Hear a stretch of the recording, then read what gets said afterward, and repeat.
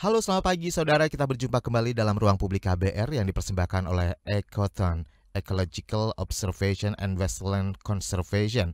Dan tema pagi hari ini ekspedisi Sungai Nusantara, potret sungai di Indonesia dan permasalahannya. Saudara, guna menggerakkan kepedulian masyarakat dalam mengelola sungai-sungai di Indonesia, tiap tanggal 27 Juli kita peringati sebagai Hari Sungai Nasional yang telah ditetapkan sejak tahun 2011. Dengan adanya momentum ini, masyarakat diharapkan lebih peduli dalam menjaga kebersihan dan kelestarian sungai-sungai di Indonesia, sekaligus membantu pemerintah dalam melakukan proses penyembuhan dalam tanda kutip ya, dan pemulihan tentunya pada sungai-sungai yang rusak dan tercemar di Indonesia. Nah, sejauh ini seperti apa sih potret sungai-sungai di Indonesia? Apa saja permasalahan yang dihadapi dan bagaimana upaya untuk menyembuhkan dan memulihkan sungai-sungai yang rusak dan tercemar di Indonesia? Kita akan perbincangkan lebih dalam soal ini di ruang publik KBR yang bisa Anda simak di 100 radio jaringan KBR di seluruh Indonesia, dari Aceh hingga Papua, kemudian di 104,2 MS3 FM Jakarta, atau live streaming melalui website kbr.id dan YouTube channel Berita KBR. Baik, dan pagi hari ini saya tidak sendirian karena saya juga mengundang secara virtual, sudah join pagi ini ada Mas Prigi Arisandi SSC MSc, Direktur Ekoton Foundation. Selamat pagi Mas Prigi. Selamat pagi, Mas Rizal. Sehat ya Mas Prigi ya? Alhamdulillah sehat. Mas, sebenarnya saya itu sudah resign dari Ekoton. Jadi Oke, Juli kemarin saya resign. Sekarang saya jadi badan pengawas di Ekoton atau founder juga di Ekoton. Badan Jadi Pengawas bukan lagi sekaligus direktur founder. eksekutifnya. Badan Pengawas sekaligus founder Ekoton gitu ya? Oke, siap. Baik, tapi masih boleh dong kita tanya-tanya soal Ekoton. Siap, boleh sekali, Mas. Mentang-mentang udah resign terus nggak mau ngejelasin Ekoton kan nggak mungkin juga ya. Ya, Baik, ini refreshing, Mas, supaya baik. lembaganya ganti yang baru muda gitu. Ya, Mas Prigi ini lagi sibuk-sibuknya nih pasti ya, karena banyak program yang sedang berjalan ya. Iya, Mas, ini kami lagi ekspedisi Sungai Nusantara ya, Oke. mendeteksi kesehatan sungai-sungai di Indonesia ini. Hari ini lagi di mana nih Mas Prigi? Kebetulan ini kita tim kami ada di Palembang, Mas, tim kami. Oke. Ya, selamat bekerja untuk sungai-sungai Indonesia. Tapi Oke. sebelum kita membahas lebih dalam soal sungai-sungai di Indonesia dan permasalahannya, sebelumnya boleh kenalan dulu dong. Ekoton itu apa sih sebenarnya? Jadi Ekoton ini kan sebuah apa ya, lembaga yayasan gitu ya, lembaga yang memang fokuskan diri pada upaya-upaya untuk kemudian melakukan konservasi, edukasi dengan berbasis riset gitu. Jadi kegiatan Ekoton ini awalnya memang di pantai ya, di pesisir, di mangrove gitu. Tahun 2000-an kita menjadi sebuah lembaga yang berbadan hukum. Kita kemudian melihat bagaimana problem lahan basah ya. Jadi lahan basah itu kayak di sungai, kemudian di pesisir itu kan memang tercemar ya, beban pencemarannya berat, kemudian kita ingin melakukan upaya-upaya untuk memulihkan itu. Maka untuk itu perlu upaya advokasi. Maka advokasi itu diperlukan upaya untuk apa ya, mengumpulkan data. Jadi kita kebetulan di Ekoton ini banyak sekali peneliti yang dari biologi, Mas, biologi, teknik lingkungan gitu ya. Akhirnya kemudian kita mengumpulkan bukti-bukti lah, evidence terkait dengan rusaknya atau pencemaran di lahan basah, terutama di sungai-sungai kita. Dan kita mengajak banyak institusi, banyak pihak, ya terutama anak-anak sekolah. Karena kita meyakini anak-anak ini korban pencemaran, anak-anak ini harus disadar tahu kan agar mereka kemudian mengetahui kondisi agar tidak terlambat untuk melakukan upaya pemulihan gitu ya. Kemudian yang kedua, selain melakukan edukasi, kita juga melakukan litigasi. Jadi kita aktif melakukan upaya-upaya hukum ya, menggugat perusahaan, menggugat pemerintah jika mereka lalai dalam penanganan pencemaran. Jadi contohnya tahun ini kita menggugat atau mensomasi ya, mensomasi 3 gubernur di Jawa yang kita nilai mereka lalai tidak melakukan upaya-upaya menjaga Ciliwung, Citarum, kemudian Ciwulan, Bengawan Sulu dan Brantas dari pencemaran dari sampah begitu. Jadi kita memberikan somasi lah. Kemudian tahun lalu kita juga menggugat Gubernur Jawa Timur terkait dengan seringnya terjadi ikan mati massal tanpa penyelesaian yang jelas begitu. Oke. Begitu Mas Rizal.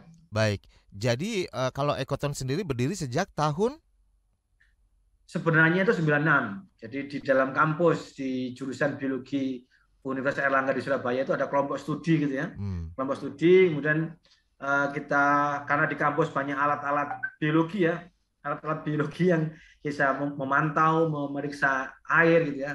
Kita melakukan uji, dan kita berpikir kita harus bermanfaat lah untuk lingkungan di Surabaya. Terus tahun 2000 semakin berkembang, kita sering dipublis media begitu, akhirnya kita keluar menjadi sebuah yayasan begitu ya, yayasan hmm. namanya Ekoton atau Lembaga Kajian Ekologi dan Konservasi Lahan Basah atau Ecological Observation and Wetland Conservation gitu. Oke, Mas, sebenarnya kenapa sih Ekoton ini mesti berdiri gitu ya, mesti hadir di tengah-tengah masyarakat, dan apakah karena memang lingkungan yang memang butuh diselamatkan, butuh dilindungi, butuh diperhatikan gitu loh. Nah, seperti apa sebenarnya? Apa yang melatar belakangi? Jadi sebenarnya kan kita ini kan di kampus dulu ya, awalnya di kampus melihat ini kok gampang sekali ya sungai menjadi rusak ya. Orang ya kan kalau saya praktek lapangan kan melihat industri Mas, industri yang membuang limbah cair itu yang di kali Surabaya itu ada yang warna putih, dari tekstil itu merah, ada yang warna kuning dari karat itu. Kok kemudian seenak ini ya orang Itu zaman membuang masih jadi mahasiswa gitu ya, Mas ya? zaman masih ganteng dulu Mas, masih keren dulu. Sekarang Tahun juga masih 96, ganteng. masih umur 20 dulu, masih unyu-unyu. Ya itu kok mengenes gitu loh. Karena Hmm, di hilir itu airnya dipakai untuk minum. Jadi bisa saya bayangkan air sungai yang kita minum itu di hulu itu dicemari oleh beragam industri. Padahal di bawah di hilir itu ada PDAM Kota Surabaya yang menggunakan air untuk sekitar 3 juta orang gitu loh. hmm. Maka kemudian apa yang harus bisa saya lakukan ya? Ternyata di kampus itu banyak alat, Mas. Banyak alat uji kesehatan air, uji oksigen dalam air, kadar pencemaran. Kenapa nggak dipakai alat ini? Gitu. Nah, kemudian saya tidak bisa sendirian, maka saya harus membentuk komunitas, membentuk sebuah kelompok studi yang anggotanya teman-teman sekelas itu ya. Ayo kita bikin kelompok lah, kita bisa pinjam alat, bisa memberdayakan alat ya, kita bisa apa ya, ya tidak seperti apa menara gading gitu istilahnya dulu ya. Hmm. Kita kemudian mulailah melakukan upaya-upaya penelitian ya, fashion kami kan dulu penelitian, kita meneliti sungai, meneliti ikan yang hilang, serangga air yang hilang gitu ya, kemudian burung-burung di sungai yang hilang, itu kita teliti. Oh, ternyata ada perubahan antara lingkungan yang belum tercemar dengan sudah tercemar.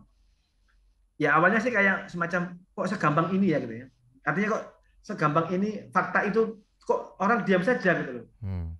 Ada fakta depan mata kerusakan lingkungan, pencemaran, tapi kok tidak banyak yang mengekspos, tidak banyak yang melakukan perlawanan dalam kutip gitu ya.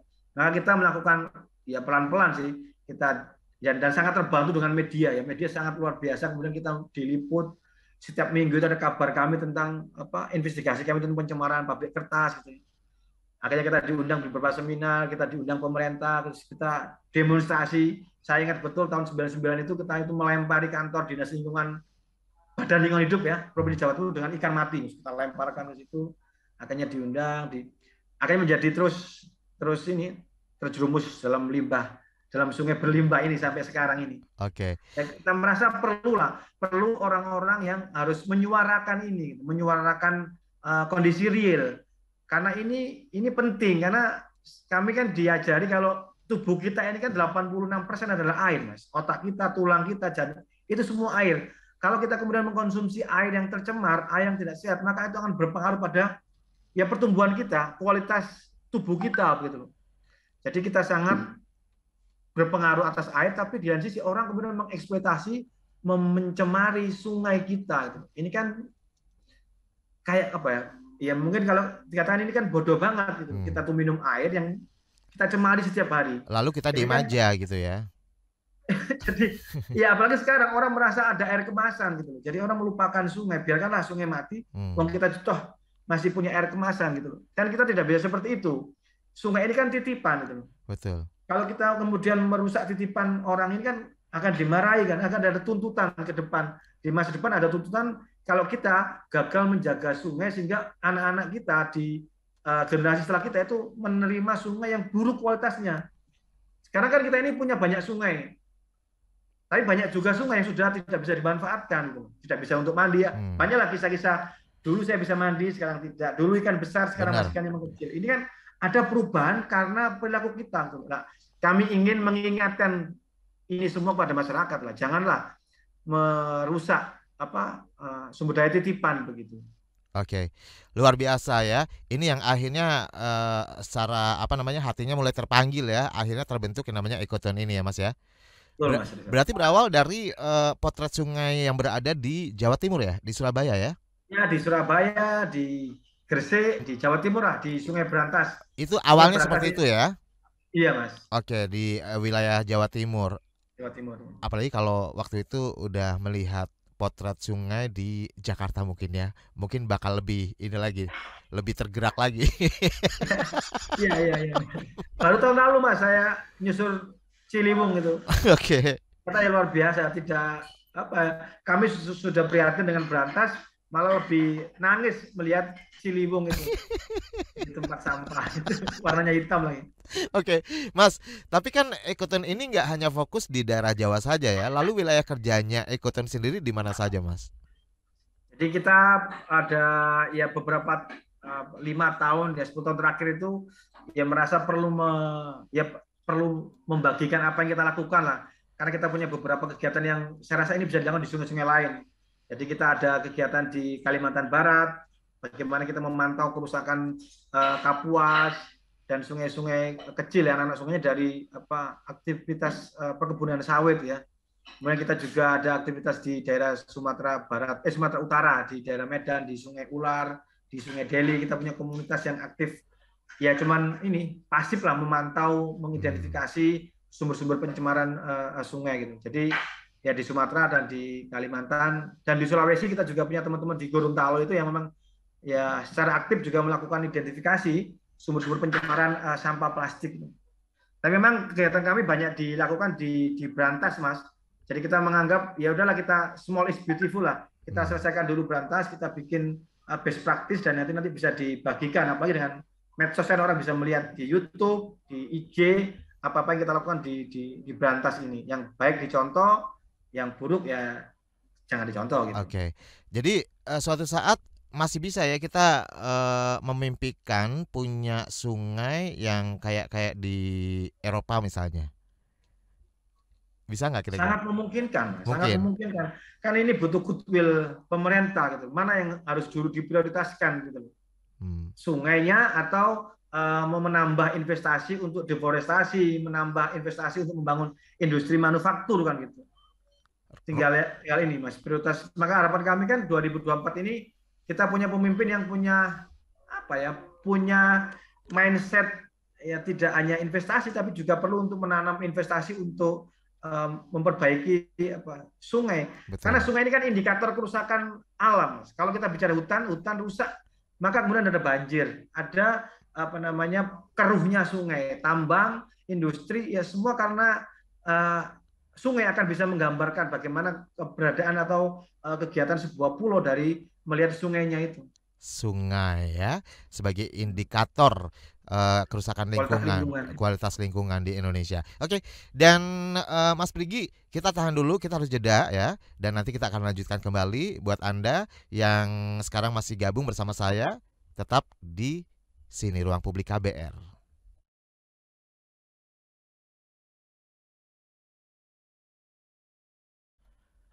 Anda masih menyimak Ruang Publik KBR yang dipersembahkan oleh Ekoton. Dan tema pagi hari ini adalah ekspedisi Sungai Nusantara, potret sungai di Indonesia dan permasalahannya. Tentu saya masih bersama Mas Prigi Arisandi, founder Ekoton Foundation. Tadi sudah dijelaskan ya di segmen pertama. Seperti apa sih Ekoton dengan kinerjanya, kemudian apa yang melatar belakangi, kemudian wilayah kerjanya. Nah, sekarang saya penasaran nih Mas, tadi kan dikatakan bahwa Ekoton juga tidak hanya bergerak di wilayah Jawa saja, tapi sudah ke Sulawesi, Kalimantan. Kalau boleh digambarkan nih, bagaimana sebenarnya potret sungai di Indonesia sejauh ini? Antara di Jawanya juga Jawa Barat, Jawa Tengah, Jawa Timur, kemudian di luar Jawa, itu seperti apa sih perbandingannya? Semua kan ini sebenarnya kan ini Mas, ada kita melihat garis merahnya gitu ya, itu adalah tidak dijadikannya sungai ini prioritas pembangunan gitu loh. Jadi orang lebih mengutamakan yang lainnya selain sungai, belum jadi pembicaraan publik, sehingga kemudian sungai ya dianggap tempat sampah. Jadi di semua tempat yang kami kunjungi, dan kami ini kan sedang melakukan ekspedisi Sungai Nusantara ya. Kami sudah keliling di sebagian Jawa, kemudian sudah di Sumatera. Ini 5 bulan kami di Sumatera mengubek-ubek obok-obok sungai di Sumatera. Ya kita menemukan memang sungai menjadi tempat sampah. Dimanapun sungai di Indonesia tercemar mikroplastik. Jadi temuan kami sekarang hampir semua sungai di Jawa dan di Sumatera tercemar mikroplastik. Jadi ada serpian-serpian atau remah-remah plastik yang ukurannya lebih dari 5 mili. Dan juga kita menemukan adanya pohon-pohon plastik. Jadi kalau masa hujan itu sungai itu membawa sampah, kemudian sampah plastiknya nyantol di pohon-pohon. Pada musim kemarau kelihatan itu tumbuh pohon-pohon plastik itu. Ini menunjukkan kalau memang kita tidak punya sistem pengolahan sampah yang bagus, sehingga orang membuang sampahnya ke sungai, Mas. Yang pertama. Kedua, kalau kita ke Sumatera itu kan hampir sekitar 70-60%, sekarang sudah tercover oleh sawit. Sawit ini kan dia harus deforestasi, memotong hutan, kemudian dia akan kemudian menanam sawit, dia butuh pupuk, dia butuh herbisida. Dari herbisida dan pupuk ini kemudian mencemari, menimbulkan senyawa kimia yang namanya fosfat dan klorin. Itu juga luar biasa. Hampir semua sungai di Sumatera tercemar oleh klorin dan fosfat karena banyaknya penggunaan pupuk dan herbisida. Hanya beberapa kawasan di Taman Leuser, kemudian di Aceh Selatan itu memang masih bersih ya, masih minim sawit. Kemudian kalau kita melihat tambang, kita juga melihat bagaimana kemudian tambang-tambang emas yang tanpa izin, peti itu, pertambangan emas tanpa izin itu juga mereka menggunakan, ini kan semua karena orang serakah. Jadi kayak diforsir begitu ya, mengeksploitasinya, kemudian dia menggunakan bahan-bahan kimia yang berlebih dan itu mencemari sungai-sungai kita. Di Sumatera Utara itu luar biasa tambang emas peti itu, kemudian dia menimbulkan pencemaran logam berat. Jadi kebetulan kami kemarin itu membawa sekitar 14 alat untuk menguji parameter logam berat, fosfat, klorin. Jadi sungai-sungai kita, semua sungai kita sedang tercemar plastik dan sebagian besar juga tercemar oleh logam berat. Ini semua akibat sawit. Dan temuan kami 3 tahun terakhir di Sambas itu, Kalimantan Barat, kita melihat bagaimana perusakan hutan ya, alih fungsi hutan menjadi sawit itu luar biasa memunahkan ikan-ikan kita. Jadi Indonesia sekarang ini menjadi negara tercepat punahnya ikan air sungai, itu kedua setelah Filipina. Wow. Jadi Filipina pertama, kedua Indonesia. Di dunia paling ya? cepat punahnya ikan air tawar, terutama di air sungai kita. Nomor 2 di dunia? Di dunia Mas ya, paling cepat kita nomor 2 setelah Filipina. Ini kita juga melihat bagaimana indikator ini, ukuran ikan. Jadi ukuran ikan sekarang sudah mulai mengecil. Jadi ikan-ikan yang besar sudah jarang ditemukan lagi. Jadi tahun 90-an di Siak itu, di Pekanbaru, orang masih menemukan ikan tapah itu seberat 75 kilo. Jadi sekarang ini sekitar maksimal ya 10-15 kilo. Artinya apa? Sudah tidak ada tempat aman untuk ikan itu. Karena sungainya sudah tercemar. Jadi kondisi lingkungan yang optimum untuk bisa berkembang biak itu sudah jarang begitu. Sehingga ikan akhirnya ya punah begitu. Oke. Ini bisa merasakan sih saya, apalagi kalau ikut dalam ekspedisi secara langsung, melihat dengan mata kepala sendiri, ini pasti bisa sampai nangis barangkali kalau ngelihat. Karena kita juga jujur aja, kayak saya nih yang generasi old kangen loh, misalnya mandi di kali, mandi di sungai gitu ya, dengan air yang benar-benar jernih, banyak ikan seliweran. Ini udah nggak ditemukan ya? Ya alhamdulillah kita kemarin menemukan di Sumbar, Mas. Jadi di Sumbar itu sebagian, karena mereka masih memegang tradisi yang lubuk larangan itu. Jadi masih ada kearifan lokal yang mereka menjaga sungai itu dari pencemaran. Tapi ini semua sudah akan terjepit. Karena kan kalau kemudian ada pemimpin ada bupati baru atau gubernur baru yang dia ingin wilayahnya dirubah, ini juga akan sangat terancam. Jadi tradisi-tradisi ini memang harus dilegalkan, dibuat sebuah perda gitu ya. Untuk ini sekarang ini masih dalam tahapan kayak hukum adat begitu untuk melindungi sungai. Jadi di Sumatera Selatan, di bagian pesisir selatan Kabupaten Selatan, kita menemukan saya tuh bisa mandi dengan ikan sengkaring atau ikan dewa itu. Kita bisa mandi dengan ikan, masih makan ikan. Kita juga punya sungai di daerah Rindu Hati di Bengkulu Utara, itu juga masih ada sumber airnya, tapi juga sumber air yang sangat jernih, masih dijumpai anak-anak itu bisa menangkap ikan Mas dengan tangan. Tapi daerah ini terancam semua, terancam oleh aktivitas sawit. Karena kan orang kan orientasi ekonomi, daripada ditumbuhi hutan yang kemudian dia tidak memberikan arti ekonomi, maka mendingan ditanam sawit kan. Yang inilah pikiran-pikiran keberpihakan pada lingkungan ini harus ditanam, harus ada di pikiran para pemimpin kita, bupati, gubernur kita. Ini problemnya di kebijakan pemerintah, goodwill pemerintah kita, mau tidak mereka menyisakan kawasan-kawasan lindung itu tidak terganggu atau tidak terusik oleh sawit dan tambang emas. Nah, saya sebagai masyarakat awam juga membayangkan nih, kalau dari hulunya saja sudah tercemar ya kan, ini kan satu aliran sebenarnya sungai ya, mau dari kota sampai ke pedalaman, itu kan satu aliran. Nah, gimana caranya nih pada akhirnya ada satu mungkin sungai di kawasan tertentu yang tidak tercemar, ada jaminan-kah? Nggak menjamin juga kan Mas? Ya, maka kami jalan-jalan ini kan tugas kami jalan-jalan kan mencari Mas, mencari daerah-daerah mana yang harus apa istilahnya harga mati lah. Sungai bersih harga mati gitu. Jadi harus ada cabang sungai yang di harga mati kan nggak boleh diapa-apakan. Jadi sungai itu nggak satu Mas, kayak cabang pohon gitu dia. Ada ranting-ranting yang itu mungkin kita satu batang sungai itu mungkin punya 15 ranting. 15 ranting itu kita amankan lah 3 lah gitu lah, atau 5 lah ya, kalau bisa 15, tapi kalau bisa ya 5 atau 3 yang harus jangan diapa-apakan ini gitu. Ya, nah berbicara soal mikroplastik tadi yang sudah disinggung di depan ya, sebenarnya dampaknya apa saja sih kalau sebuah sungai ini terkontaminasi partikel mikroplastik? Apa dampak dari kandungan partikel mikroplastik ini? Jadi ini juga menjadi kita belum selesai dengan masalah deforestasi, masalah tambang, kita punya masalah baru lagi, masalah kegiatan perkotaan gitu ya. Dan juga mungkin kita semua kan tidak lepas dari konsumsi penggunaan packaging plastiknya. Jadi seperti sachet, tas kresek, sedotan, styrofoam, botol air sekali pakai dan popok itu kita gunakan setiap hari dan itu kemudian kita buang, Mas. Jadi karena sistem atau pelayanan sampah kita itu tidak melayani semua orang, hanya 30%, 70% orang itu atau penduduk Indonesia itu membuang sampahnya ke sungai. Bagian dibakar, dipendam dan dibuang ke sungai. Udah kayak tempat sampah raksasa ya.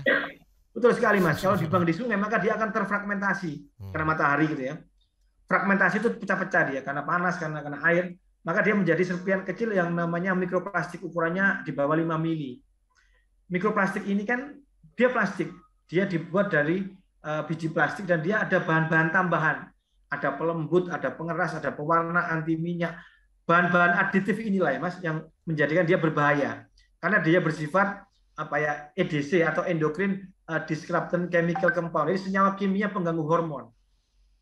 Jadi kalau dia kemudian ada di alam, dimakan ikan atau di sungai, kemudian airnya kita konsumsi atau ikannya kita konsumsi, maka dia seperti transporter. Jadi saat dia di sungai, maka kemudian dia akan mengikat polutan lain. Jadi sifat mikroplastik itu hidrofob, dia itu mengikat polutan lain. Di sungai itu ada pestisida, ada logam berat, ngumpul dia di plastik tadi. Terus terlalu tubuh kita. Terus dalam lambung kita dilepas. Jadi satu, dia bersifat hidrofob. Kedua, plastik sendiri tadi bersifat EDC tadi. Kemudian yang ketiga itu dia itu menjadi media tumbuhnya bakteri patogen. Jadi sekecil apapun mikroplastik dia kan punya bidang yang dia bisa ditempeli oleh bakteri. Jadi ada plastik sendiri berbahaya, dia ditempeli oleh logam berat, oleh bakteri terus masuk dalam tubuh kita. Dan temuan terbaru di Eropa 22 Maret 2022 itu kan ditemukan ada sekitar dari sampling itu dari 22 orang ada 12 orang yang darahnya itu sudah terkontaminasi mikroplastik. Jadi kalau sudah di darah kan sudah akan ke otak, akan ke jantung. Jadi tubuh kita akan ada plastik. Terus kemudian yang kedua, temuan kami tahun 2015 kita meneliti Mas 103 orang di Jawa ini. Kita ambil sampel pupnya atau ee-nya atau fesesnya. Ternyata dalam feses kita itu ada mikroplastik. Ada jenis-jenis, kalau kita teliti lagi telusuri polimernya itu ya dari tas kresek, dari sedotan, dari Ya saset, Allah. dari packaging makanan. Jadi ternyata apalagi kalau kita makan lontong atau ketoprak yang lontongnya dibungkus plastik, Plastik Mas. ya. Kan sekarang itu kan bayangkan bagaimana kemudian plastik itu kan dia bahan kimia yang nggak stabil. Benar. Maka dia akan tergerus dan akan nempel di makanan kita. Dan temuan Greenpeace tahun ini juga Februari itu kan menemukan ada BPA dalam galon itu. Nah, Air aqua, air minum dalam kemasan iya kita benar, mengandung air mineral. mikroplastik. Jadi 93% brand-brand air dalam kemasan itu mengandung mikroplastik. Jadi penelitian WWF di Singapura itu dalam 10 hari, dalam 2 minggu, kita itu mengkonsumsi setara dengan 2 kartu ATM. Ukuran plastik yang Wow. kita konsumsi. Dari mana ya? Dari udara, dari air, seafood, dari kerang hijau, dari Oke. apa ya, udang yang kita konsumsi, ikan itu ternyata mengandung mikroplastik. Dan bahayanya ya mengganggu sistem hormon kita. Hormon insulin kita, diabetes mellitus, kemudian obesitas. Kesehatan kita menjadi terancam gitu ya. Oke. Ya, ancamannya ke hormon, Mas. Sistem hormon kita akan terganggu. Sistem hormon. Terutama tadi hormon reproduksi. Jadi di Amerika itu karena memang banyak lelaki yang minum atau mengkonsumsi makanan yang di packaging dalam plastik dan di microwave, itu ternyata Mas kualitas sperma di Amerika cowok-cowok itu menurun, kuantitas dan kualitas spermanya. Waduh. Bahaya juga ya Mas ya. Terkontaminasi plastik tadi. Oke, baik. Dan ini kalau berbicara soal pencemaran plastik gitu ya, mikroplastik, ini nggak akan ada habisnya di 1 jam ya kan kalau kita bahas soal itu. Dan masih banyak permasalahan-permasalahan yang lain tentunya. Dan saya juga penasaran nih dengan program dari Ekoton, salah satunya adalah ekspedisi Sungai Nusantara gitu ya. Ini luar biasa loh. Aku penasaran banget. Apa saja sih hasil temuannya? Seperti apa program ini dijalankan? Saya akan kembali setelah jeda iklan berikut ini masih di Ruang Publik KBR.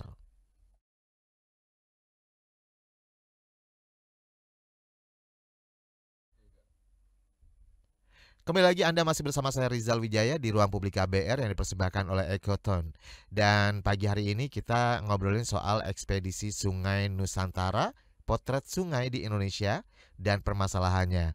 Saya juga masih bersama Mas Prigi ya, yang terhubung secara virtual pagi hari ini.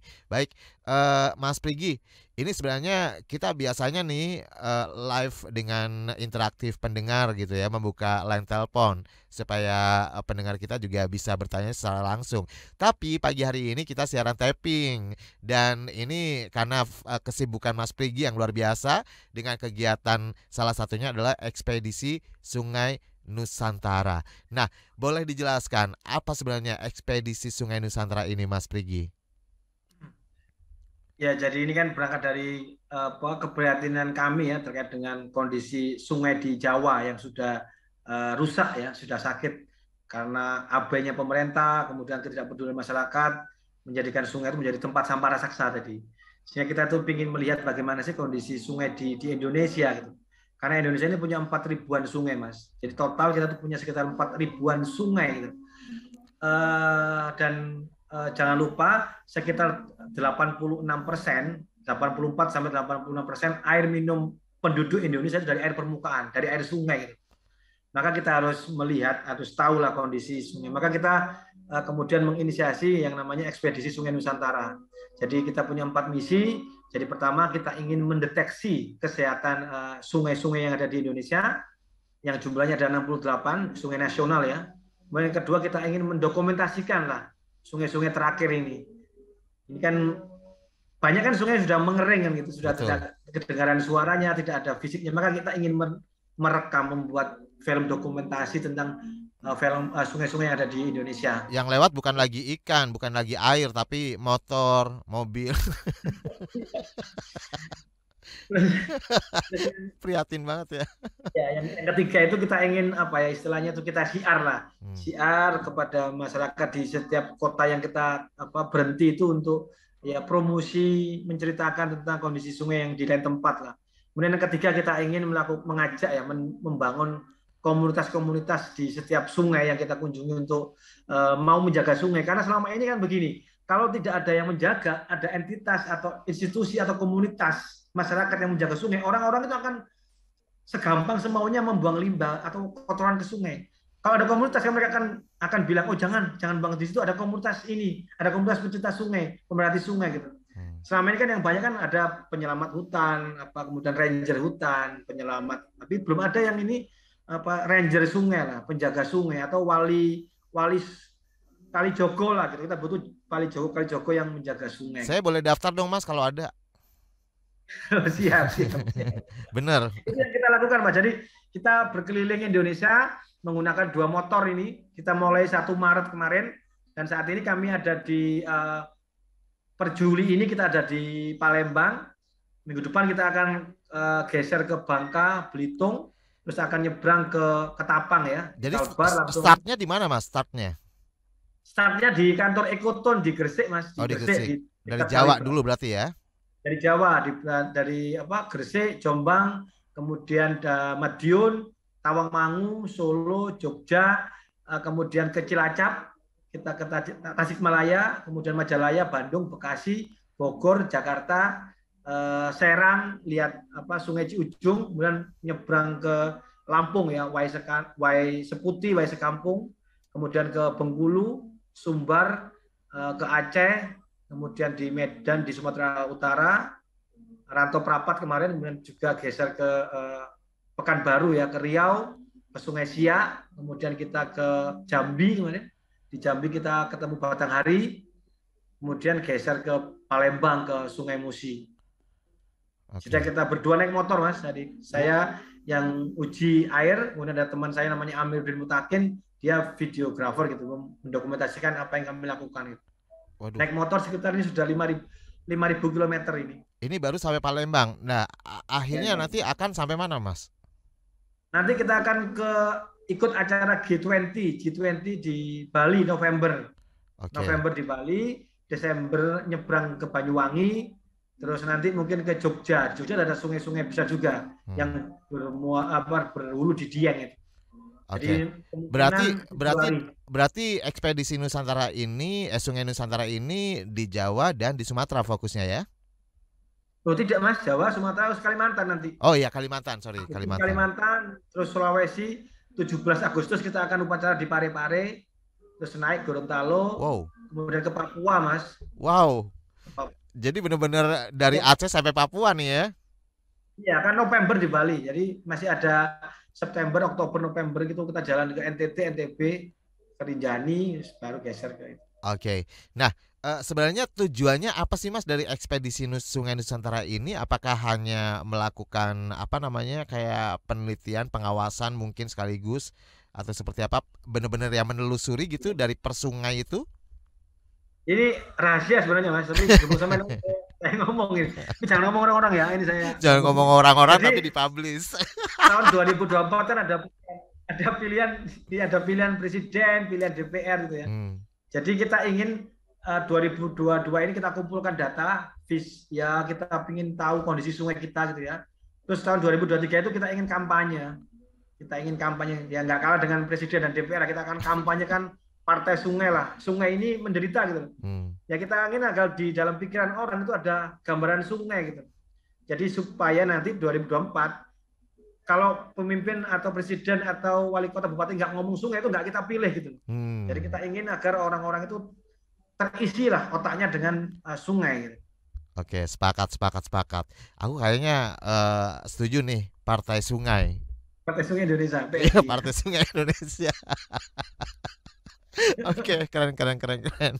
Baik, dan tadi sudah dijelaskan ya perjalanannya dari mulai Gresik sampai sekarang ini di Palembang gitu ya, di Palembang. Nah, sejauh ini nih seperti apa nih hasil pantauannya, hasil pencariannya? Kalau perbandingannya mungkin dari Gresik sampai Palembang nih ya, sungai mana sih yang paling tercemar, yang paling kotor gitu? Ya kita punya Ciliwung Mas, Ciliwung dan Citarum ya, memang ini crowded banget ya. Bagaimana kita bayangkan ada 11 juta orang kan populasi di Jakarta itu semua, kemudian sistem manajemen pengelolaan sampahnya tidak bagus sehingga orang membuang sampahnya ke tidak termanage kan, sebagian besar ke sungai. Ditambah lagi dengan Bogor, kota Bogor kan itu yang lari kecil. Jadi memang padat tertinggi adalah di Citarum dan Ciliwung, di mana sampahnya luar biasa. Kemudian disusul ini Palembang. Palembang ini kita melihat partikel mikroplastik yang kita temukan itu sekitar 500 partikel dalam 100 liter. Di sungai-sungai lain itu sekitar 200, 300, 100 gitu ya. Bahkan di Aceh itu sekitar di bawah 100 partikel. Jadi satuannya itu partikel per 100 liter. Jadi paling banyak ini ya di Jawa, dan kalau di Sumatera itu di Palembang. Jadi buruknya sistem pengolahan sampah, bahkan ada di Pekanbaru itu di pihak ketiga kan pengolahan sampah itu pihak swasta yang diminta untuk mengelola sampah. Jadi akhirnya ya amburadul kondisi sungainya, dibuangnya ke sungai. Karena begini, setiap sampah yang dibuang di daratan itu akhirnya akan terbawa lari oleh air hujan, pasti akan ke sungai gitu. Jadi Indonesia ini kan setiap tahun menghasilkan penduduknya Mas 8 juta ton sampah plastik. Pemerintah hanya bisa mengolah 3 juta ton. 5 juta ton itu nggak terkelola. 2,5 juta ton terbuang ke lautan, ke sungai. Jadi bisa dibayangkan 2,5 juta ton atau setara sekitar 6 ton setiap 3 detik. Itu ada 6 ton sampah yang dibuang ke laut. Jadi sekitar 1 dump truck lah dibuang ke laut setiap 3 menit. Ya inilah yang kemudian menjadi problem kita. Kita ini juga harus mau memilah sampah kita. Yang kedua juga tadi Mas, pencemaran sampah sawit tadi itu.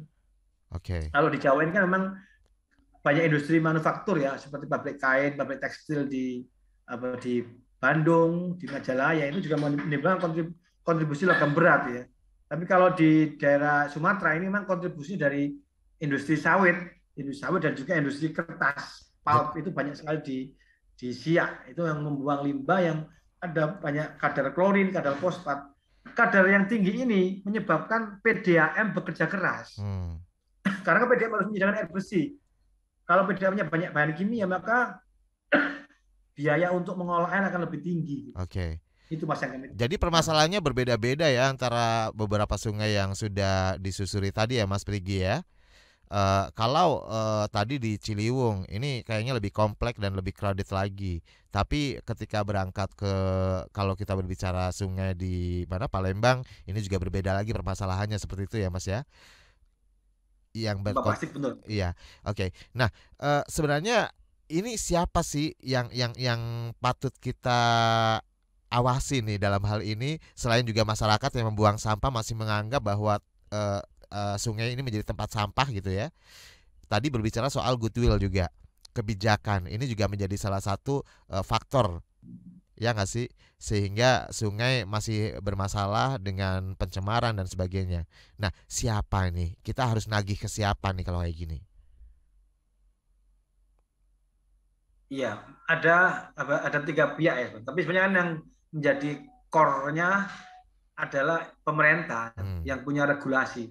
Jadi pemerintah harus didorong ya. Kita harus mendorong pemerintah untuk lebih memprioritaskan terkait dengan penanganan pencemaran sungai gitu.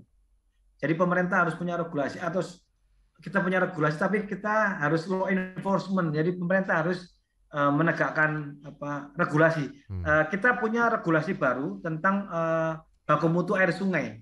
Jadi kita punya PP nomor 22 tahun 2021 itu menyebutkan sungai di Indonesia harus nihil sampah. Jadi sungai harus nihil sampah. Regulasinya ada, faktanya sungai penuh dengan sampah, tapi pemerintah tidak melakukan apa-apa. Ini karena tidak melakukan apa-apa dalam hal ini apa nih Mas? Tidak melakukan apa begitu, mengeluarkan regulasi. Mas. Menihilkan sungai dari sampah. Aturannya itu jelas. Indikator sungai itu adalah sungai harus nihil sampah. Jadi kata-katanya nihil. Artinya tidak ada sampah. Betul. Kalau faktanya ada sampah, maka pemerintah harus membersihkan sampah. Harus dibersihkan sampah itu, entah itu di sungainya atau di sumbernya. Maka ini juga karena kita tidak rewel. Kita tidak rewel. Penduduk Indonesia itu permisif sekali gitu loh. Sungainya kotor dia saja, malah dia ikut buang sampah ke sungai. Harus ada komunitas atau masyarakat yang rewel gitu. Mau protes, mau nulis surat ke surat pembaca, speak up. Ini yang tidak ada, man.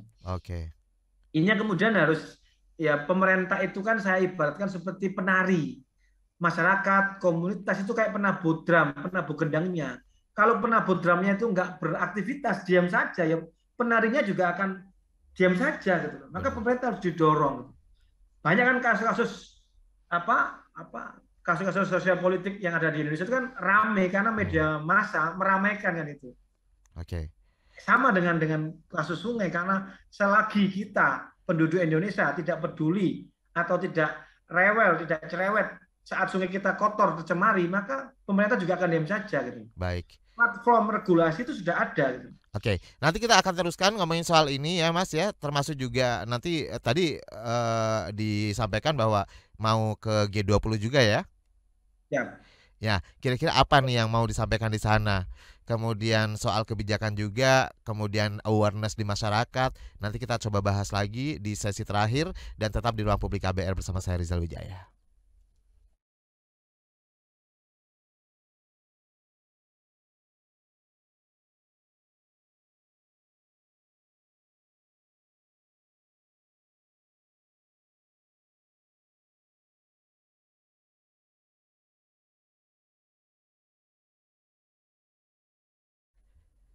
Inilah bagian akhir Ruang Publik KBR yang dipersembahkan oleh Ekoton. Dan tema pagi hari ini, ekspedisi Sungai Nusantara, potret sungai di Indonesia dan permasalahannya.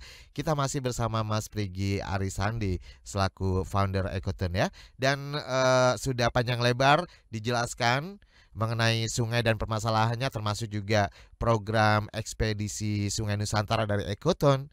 Sedikit banyak kita terinspirasi dan mulai open mind berbicara soal sungai dan permasalahannya. Ini harapannya buat pendengar yang mendengarkan siaran pagi hari ini akan tergugah dan apa ya, merasa ikut sadar bahwa sungai ini adalah warisan, ya nggak sih, buat jangka panjang anak cucu kita juga. Masa iya sih anak cucu kita diwarisin dengan sungai yang penuh dengan pencemaran, mikroplastik dan sebagainya seperti itu ya Mas ya? Ya, Kok tega kita sebagai orang tua? Oke, baik. Dan sebenarnya kalau berbicara soal kesadaran di masyarakat, ini tentunya kan butuh usaha juga nih. Apa nih kira-kira yang dilakukan oleh Ekoton dalam proses awareness, meningkatkan awareness di masyarakat soal sungai di Indonesia? eh jadi kami ini kan banyak berkolaborasi Mas dengan banyak Hmm. banyak institusi ya. Salah satunya mungkin teman-teman bisa lihat di Netflix ya, ada Pulau Plastik itu salah satu film bagaimana kita berkolaborasi dengan Visinema, dengan Copernic, dengan Watchdog ya. Kemudian kita juga memproduksi sebuah dokumentari sekitar 20 episode tentang ekspedisi sungai, ekspedisi 3 sungai gitu. Kami juga lagi membuat dokumentari, teman-teman bisa nanti bisa mengklik di YouTube Ekoton Documentary channel kami, itu bisa melihat bagaimana kegiatan kami. Di situ ada dokumentasi tentang wajah sungai Indonesia begitu. Itu yang kita lakukan. Kemudian kita juga di Ekoton ini kan kita punya training center Mas di Gresik ini. Kita juga punya pusat pembelajaran di sini. Kita juga menerima banyak mahasiswa magang dari seluruh Indonesia dan juga dari berbagai negara ya untuk magang di tempat kami untuk belajar sharing knowledge ya gitu terkait dengan pengelolaan sungai. Masyarakat umum juga boleh ya? Nah, Mas? Masyarakat umum juga boleh join di sana. Oh, silakan bisa. Ini kita juga punya perahu ya. Besok Agustus itu kita punya agenda susur sungai ya. Jadi kita menyusuri sungai gitu. Jadi kita ingin sungai menjadi halaman depan rumah kita gitu. Kita ingin kembali ke sungai kan gitu.